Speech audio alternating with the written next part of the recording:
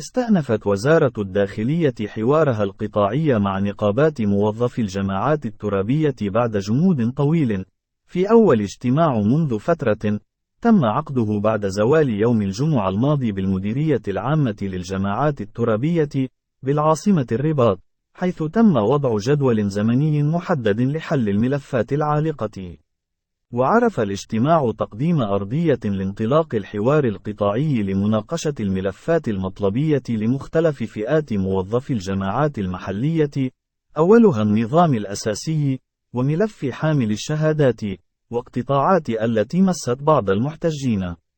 وتم تحديد موعد يوم 14 مايو الجاري تاريخا مقترحا لاجتماع آخر، يتم فيه استكمال مناقشة الملفات المطلبية بعد سلسلة من الاحتجاجات والتوترات التي عرفها القطاع. وحسب مصادر نقابية، فإن بعض النقابات ستقوم بوقف سلسلة الإضرابات التي طالت مجموعة من الجماعات المحلية بعد استئناف الحوار القطاعي اليوم. وقال محمد النحيلي، الكاتب العام الوطني للمنظمة الديمقراطية للجماعات الترابية، إن اجتماع اليوم كان من أجل تذويب الجليد بين موظفي الجماعات المحلية ووزارة الداخلية، والتمهيد لمناقشة مفصلة للملفات المطلبية. وأضاف النحيلي أن اجتماع اليوم لم تتم فيه مناقشة سبل حل الملفات المطلبية، بل كان فقط من أجل تأكيد وشرح مطالب الشغيلة، كاشفا بذلك أن يوم 14 مايو تم اقتراحه كموعد ثان لاستئناف جلسات الحوار القطاعي. ولفت المتحدث عينه إلى أن الحوار القطاعي يعود اليوم بعد توقف دام لأزيد من سنة، وتم التمهيد لاستكمال مناقشة ملفاتنا المطلبية، موضحا أن النقابات شددت على ضرورة حلحلة موضوع الاقتطاعات التي طالت المضربين. وتابع النقابي، موعد 14 مايو سيكون الحلقة الثانية لاستكمال الحوار القطاعي، يومها سيتم الحسم في مصير ملفاتنا المطلبية من خلال نقاش كامل يلمس أيضا الكلفة المالية لكل مطلب، وأيضا الجانب القانوني، مستدركا أن هذا اليوم إذا لم يكفينا لاستعراض ملفاتنا والتوافق حولها، سيتم تمديده إلى يوم إضافي أي 15 مايو. وبين النحيلي أن الاجتماع توصل من خلاله موظف الجماعات بتعليمات من الوزير عبد الوافي لفتيت إلى المديرية العامة للجماعات الترابية بإيجاد حلول لمطالبهم، وأن تكون الاجتماعات ذات فعالية ولا تأخذ وقتا طويلا.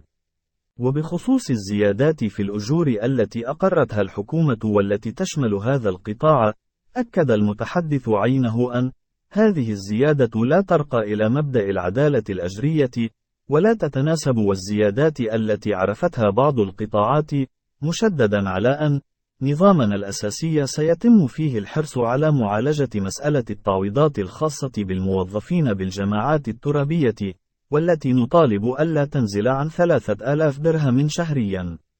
وفيما يتعلق بالإضرابات ومصيرها بعد عودة الحوار القطاعي، أوضح الكاتب العام الوطني للمنظمة الديمقراطية للجماعات الترابية أن نقابتنا لا تخوض الإضراب من أجل الإضراب.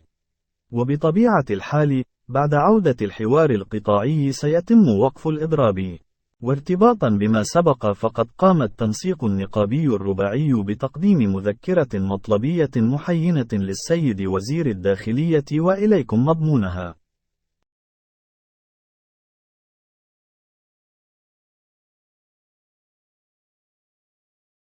إلى السيد وزير الداخلية المحترم، بناء على خلاصات جلسة الجمعة 03 مايو 2024 مع السيد العامل مدير المالية المحلية والوفد المرافق له، نوافيكم بالمذكرة المطلبية المحينة للتنسيق النقابي الرباعي.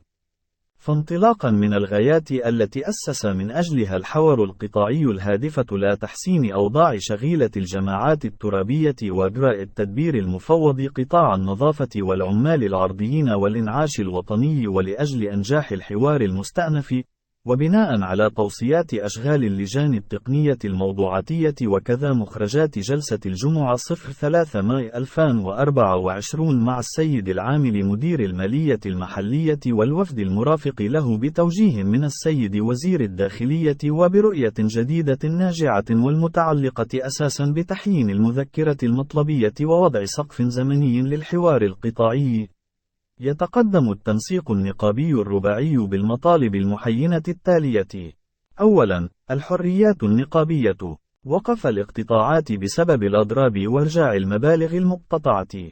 إحداث وتفعيل اللجان الإقليمية لفض النزاعات المتعلقة بالموارد البشرية بالجماعات الترابية وضمان تمثيلية النقابات بها.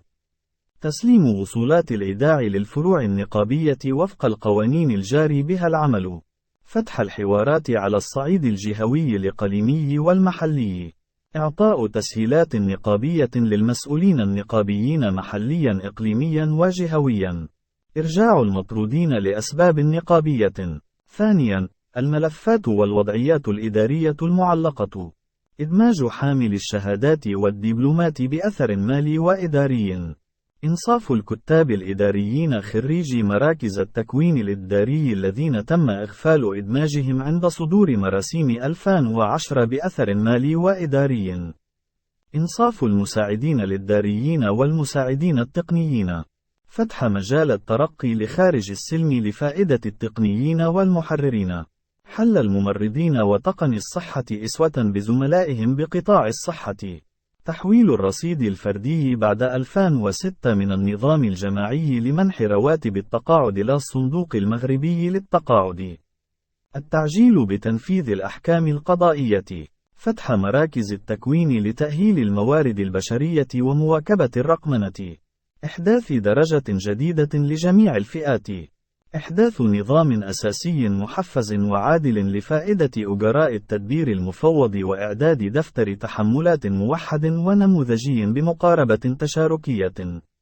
معالجة وضعية عمال وعاملات الإنعاش الوطني والعمال العرضيين. ثالثاً، التعويضات. إحداث تعويض خاص بموظفي الجماعات الترابية يقدر ب1500 درهم. مراجعة منشور التعيين في مناصب المسؤولية والتعويض عنها. تغيير اسم التعويض عن الأعمال الشاقة والملوثة مع الرفع من قيمتها. الرفع من قيمة التعويض عن الساعات الإضافية. التعويض عن المهام لفائدة شسع المداخل والمصاريف وكل العاملين بالقسم المالي. الرفع من قيمة التعويض عن الصندوق.